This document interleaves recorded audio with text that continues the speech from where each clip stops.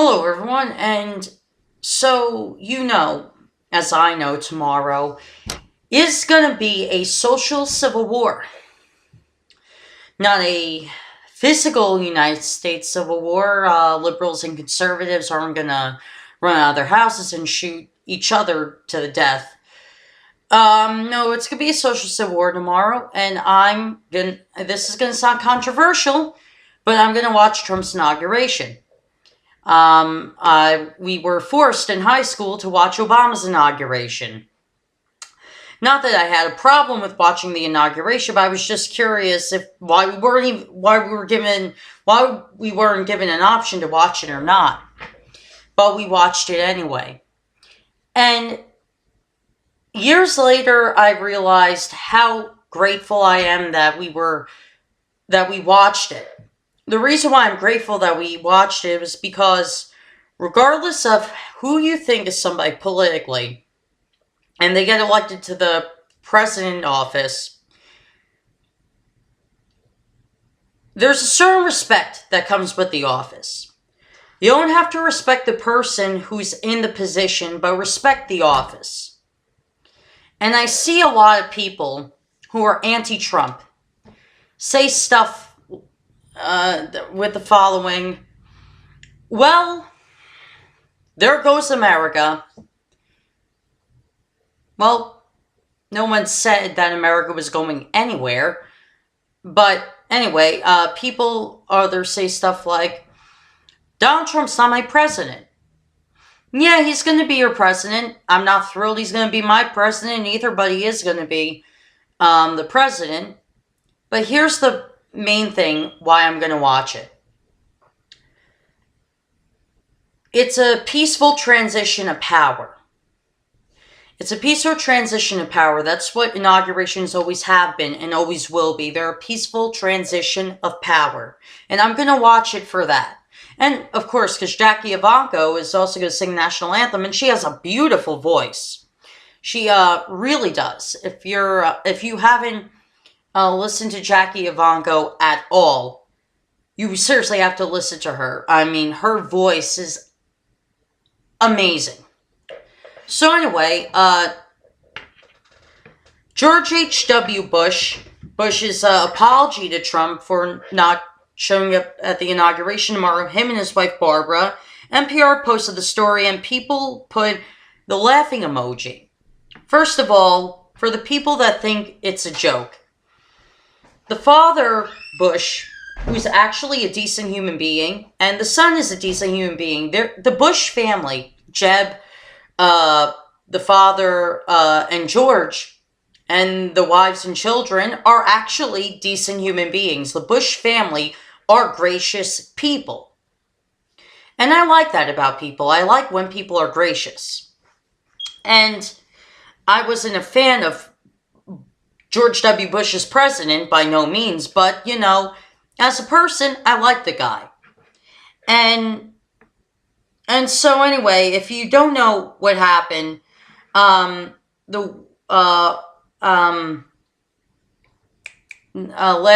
this past weekend, the father was brought into the hospital again. He has Parkinson's disease at 92, okay?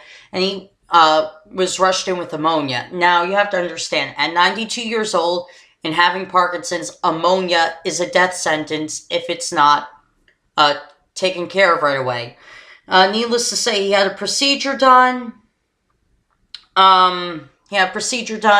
It worked well. He's in stable condition with pneumonia in intensive care.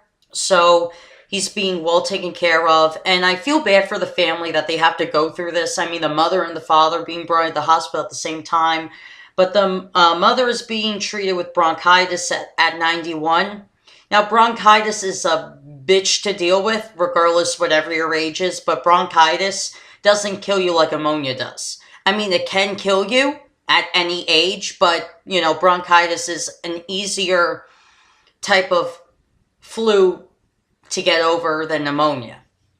So, George H.W. Bush, this is his apology letter to Trump. Dear Donald, Barbara and I are so sorry we can't be there for your inauguration on January 20th. My doctor says if I sit outside in January, it'll likely put me 6 feet under. Same for Barbara, so I guess we're stuck in Texas. But we will be with you and the country in spirit. I want you to know that I wish you the best as you begin this incredible journey of leading our great country. If I can ever be of help, please let me know. All the best, George Bush. See, that's what I mean by gracious. He wasn't saying, oh, you're a racist, you're a bigot. No, he was explaining he couldn't be there for health reasons. And he has a genuine reason for not showing up. Unlike other people that aren't showing up because they're throwing a temper tantrum. And this is from the left and the right. You have Republicans and Democrats who are throwing temper tantrums like little children. And it's quite embarrassing, really.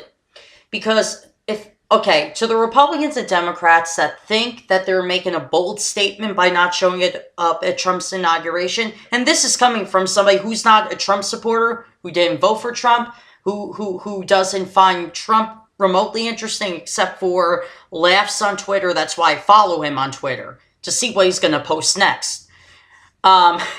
Seriously, follow him on Twitter. Seriously, I'm not kidding. Follow him on Twitter and see some of the crazy shit he posts. And you don't need to pay to see a comedian. Trump's tweets are pure comedy gold. But that's besides the point. Anyway, now, Republicans and Democrats that are resisting Trump's inauguration and resisting his first 100 days, let me tell you why this is not going to go over for you well. You represent a state. You represent a state. Okay, that state could be Pennsylvania, New York, Kansas, so on and so forth. Now, when you're a representative of that state, and when it comes to re-election, which for you guys will be in 2018, which would be next year, when your constituents, the voters, everyday American voters, go to the polls and they see your name, they're not going to associate you with what good you're doing for your state, and you could very well be doing great representation of your state. I don't know. You could be doing a piss poor job, or you could be doing a great job. I don't know what your situation is. But here's the deal, though. Your constituents aren't going to vote for you again. Because when they think of you, they're going to think of the person who acted like a giant baby because the person that they like didn't get it. And yes, there are Republicans who vote for Hillary Clinton and are going to Trump's inauguration for the same reason why you had Democrats or Republicans that didn't show up for Obama's inauguration. Because those Republicans and Democrats that vote for McCain threw the same temper tantrum that these Republicans and Democrats that vote for Hillary are doing towards Donald Trump. Now, that all being said, am I going to, criticize Trump right away? No. I will say, though, that some of his picks for his cabinet are questionable, but we'll cross that bridge when we get to it because none of them are finalized yet. It's all talk. It's not action yet. It's all talk. So we don't know which people he truly is going to have on his cabinet. Now, I have no opposition towards Ben Carson being the head of urban housing committee. I have no problem with him being the head of that because he knows what it's like to live in that type of situation. When I see a lot of leftists, not liberals per se, but a lot of leftists say that, oh, what does Ben Carson know about being a poor black kid? His book, Gifted Hands, which was made into a movie by Cuba Gooding Jr., it's an autobiography that he wrote about his life. He grew in dirt poor Harlem, New York. He grew in dirt poor Harlem, New York. Him and Thomas Sowell are from the same area of New York.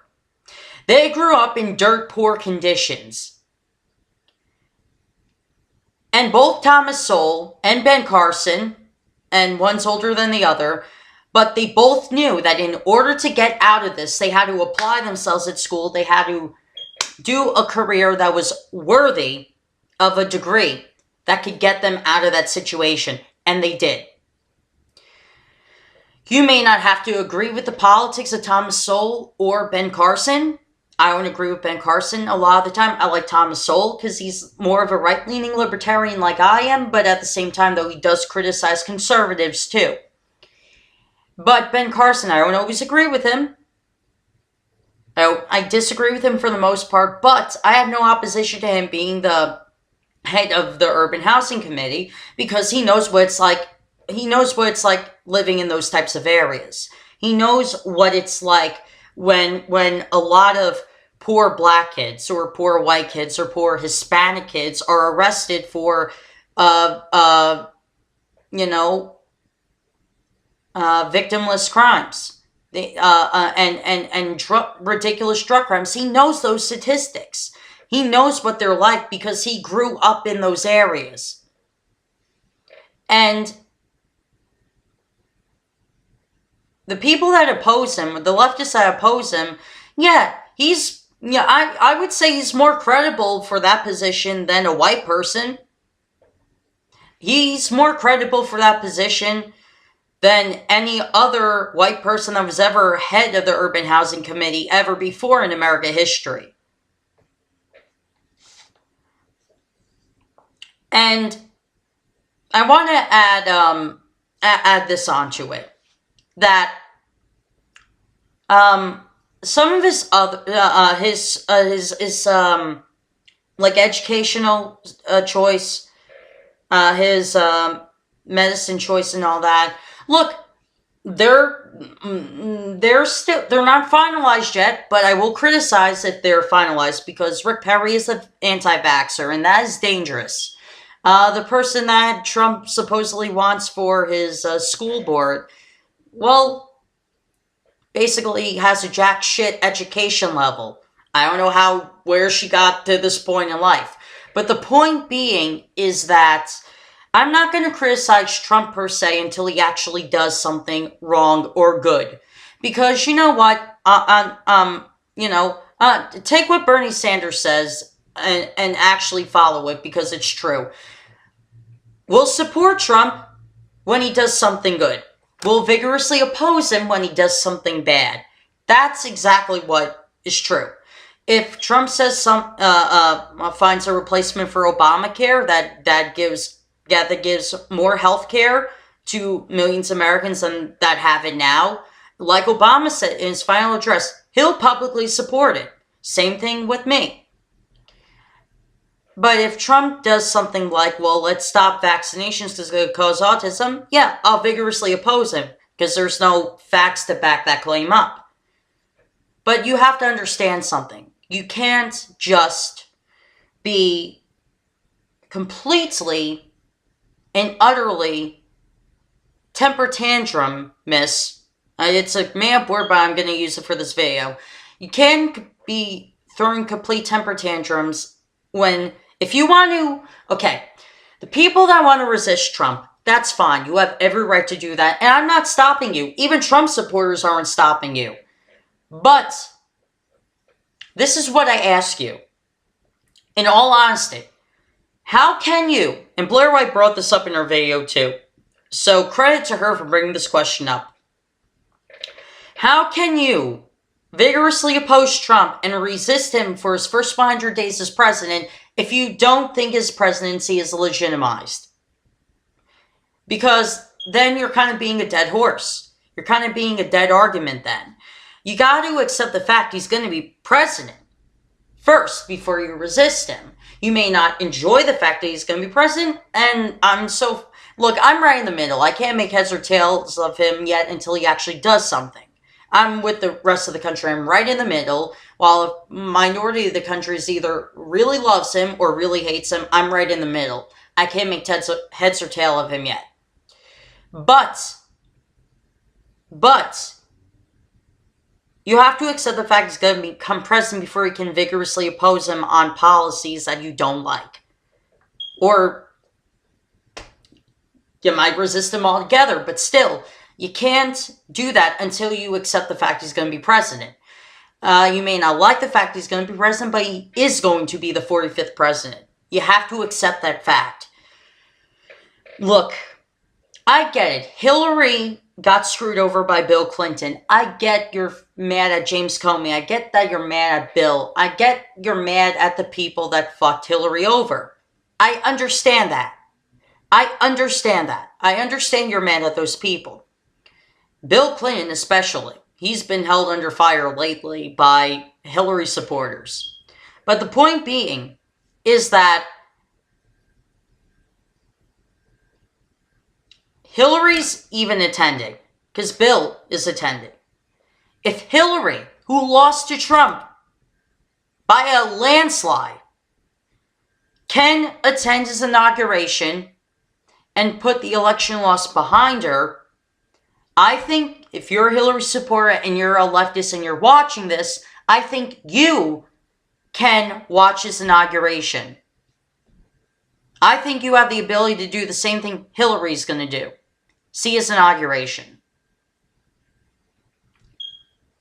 If you can't do that, I'm sorry, but, you know, I can't take you seriously as a grown adult. Look, grown adults need to learn how to compromise or know how to cease fire. And at this point, it's a ceasefire when it comes to what you think of Trump. Seize the fire until after the inauguration, then say whatever the fuck you want about it. Because that's exactly what Obama critics did with Obama. Look, people weren't, a lot of conservatives weren't thrilled with Obama winning in 2008, 2012. But here's the thing. The ones that threw a temper tantrum about not attending Obama's inauguration, and the Democrats as well, that voted for McCain because they couldn't stand Obama because either of his skin color or whatever, they lost their elections in 2014. Yeah, no, 2011. They lost their election. No, 2010, sorry.